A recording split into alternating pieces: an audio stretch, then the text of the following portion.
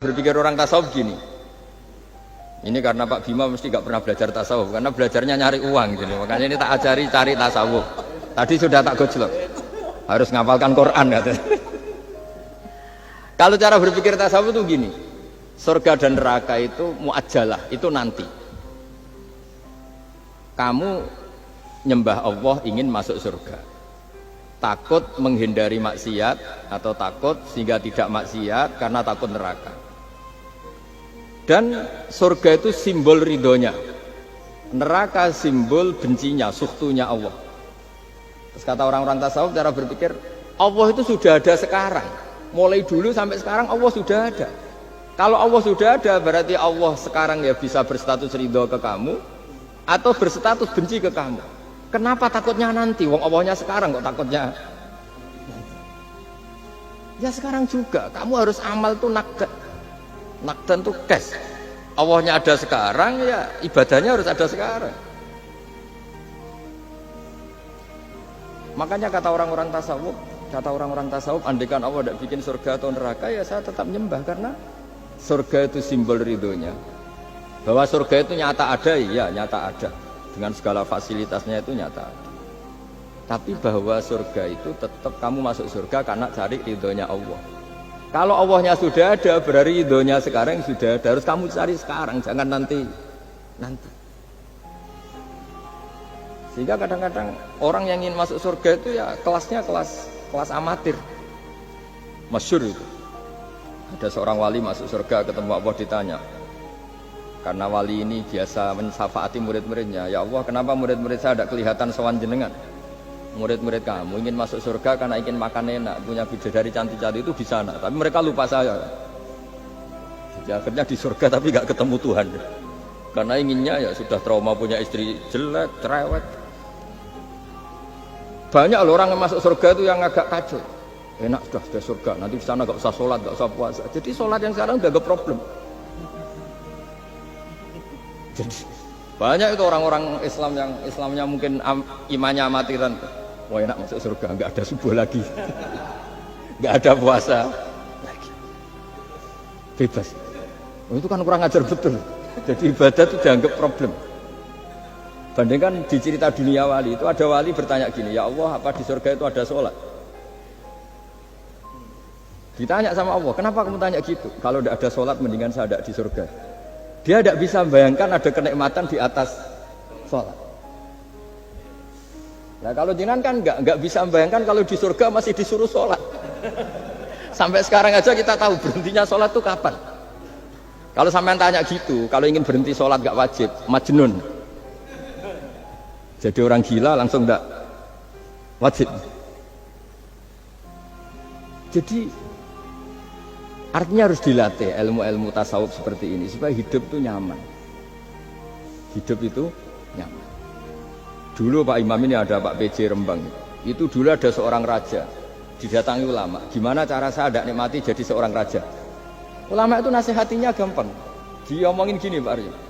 Pak Raja, kalau kamu di Sahara, di padang Sahara, kemudian Anda kehausan.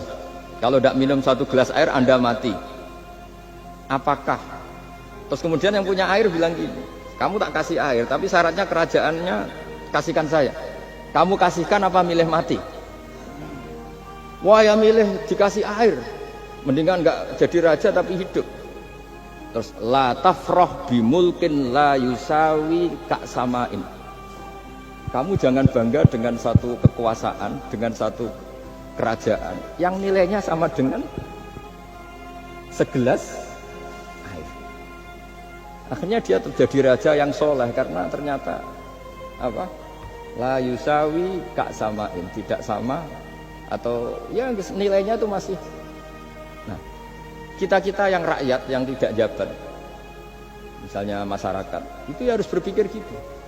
Orang nggak jadi bupati tetap hidup, nggak jadi pegawai BUMN tetap hidup. Tapi kalau nggak minum air itu mati. Dan rata-rata rakyat itu bisa minum air.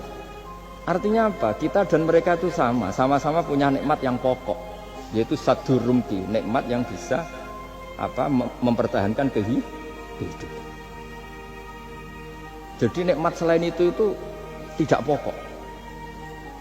Sehingga orang itu bisa jadi wali. Jadi ini resep jadi wali. Jadi wali itu udah harus tirakat dalail, terus gak pernah makan nasi, itu enggak, itu keberatan. Jelas sebagai ibu anda nggak mau itu, mesti nggak mau itu, mesti nggak mau itu. Ya nggak mau, ya nggak bakat, jadi udah pasti nggak mau. Karena ini saya tahu banyak tentang beliau. Pak Aryo itu bin selamat dulu, abahnya itu ditobatkan Gusmi, dingertikan agama oleh Gusmi. Karena beliau ingin tetap mencintai kiai, terus korbannya saya karena Gusmi meninggal, terus mahabbahnya diarahkan ke saya.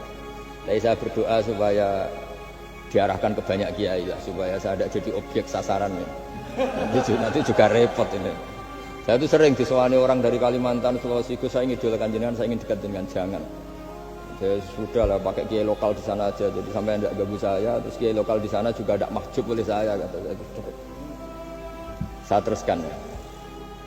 Jadi dulu para raja itu dilatih oleh ulama, termasuk dilatih begitu. Kamu punya kamar 1000, kalau tidur per 5 menit ganti kamar, karena eman sudah dibikin kok nggak dipakai. Nggak juga, punya kamar 1000 yang dipakai hanya satu. Ngapain punya 1000 yang dipakai hanya? Punya baju 1 lemari, yang dipakai hanya 1. Apa mentang-mentang bajunya 5 terus pakai rangkepan sampai 5. Punya mobil 5 yang dipakai ya 1. Jadi orang dulu itu dilatih sebegitu. Sehingga dulu itu tidak ada raja kecuali punya penasehat. Zaman belum Islam ada resi, kalau setelah Islam ada ulama. Sehingga mereka bisa menertawakan kerajaan. Maksudnya dianggap biasa. Ada seorang raja ditanya ulama, khas seorang raja itu apa? Merintah tidak bisa diperintah. Terus si ulama ini tiap pagi itu datang ke atas gunung, cari tempat paling tinggi terus mutolaah kitab. Setelah mutolaah kitab ya wasik ya, kayak saya kalau belajar ya asik. Ngalang-ngalain jagungan sama pegawai BUMN kalau saya sudah belajar. Terus dia bilang, enaknya apa jadi raja? Saya di sini nggak ada yang memerintahkan saya, berarti saya dengan raja sama. Dan kelebihan saya juga tidak ada yang ganggu. Kalau raja masih banyak yang ganggu. Artinya bisa mengolah. Kalau sekarang enggak. Banyak kiai yang melihat pejabat itu kayak gimana? Wong kok mulyane ngono, buka pintu aja enggak pernah. Mulyane kayak gitu. Yang jenis ini dia rugi, sudah iri, enggak punya kenikmatan sendiri. Ulama dulu itu bisa mengelola kenikmatannya sendiri dengan cara seperti itu. Makanya masyhur Sayyidina Ali itu kalau malam itu diantara sebab beliau tambah dekat sama Allah. Itu diantara wiridannya itu bukan kayak wiridan kita itu enggak. Wiridannya begini. Ya Allah, kafani izzan an takuna li rabban wa kafani fakhran an akuna laka abdan. Saya sebagai manusia ini sudah sempurna, punya Tuhan engkau. Tuhan yang maha dahsyat, maha top. Kayak apa nyesalnya saya kalau punya Tuhan yang hanya sebuah batu, hanya pahatan batu, atau Tuhan yang mati, atau Tuhan yang kelaparan. Wa kafani fakhran an akuna laka abdan, dan saya ini bangga karena jadi hamba-Mu. Jadi orang dulu itu nyembah Allah itu tidak harus dengan kalimat subhanallah akbar, tapi punya kesimpulan yang menjadikan mereka ini nyaman dengan Allah. Abu Yazid Al-Bustami itu diangkat jadi wali setinggi-tingginya, itu diantaranya itu, kalau wiridan bilang gini, ya Allah, kenapa engkau ngasih makan saya, ini aneh. Kenapa engkau ngasih minum saya, itu aneh. Di mana-mana orang memberi itu ada kepentingannya. Misalnya majikan bayari karyawan karena ada kepentingannya. Malah kalau di fikih itu agak absurd. Fikih itu hubungan suami istri itu agak kacau kalau dalam fikih. Lelaki itu tidak wajib nafkahi istrinya kalau tidak ngasih. Jadi kayak agak-agak transaksi. Dan istrinya punya hak nggak mau diajak kalau nggak dikasih nafkah. Jadi makanya dulu Mbah Mun itu kalau ngajar saya fikih itu ngajari wong perhitungan gitu. Maksudnya wong ambek bojo kok perhitungan. Tapi di mana-mana hubungannya orang itu begitu. Wong kenal kiai, nak orang meloro kiai diatur ngene iki ora marem. Singkat cerita Bu Yazid itu, ya Allah engkau zat yang luar biasa, engkau tidak butuh saya tapi ngasih saya, ini fenomena aneh. Di mana-mana orang ngasih itu ada kepentingannya, apalagi pilkada. Wah itu tambah banyak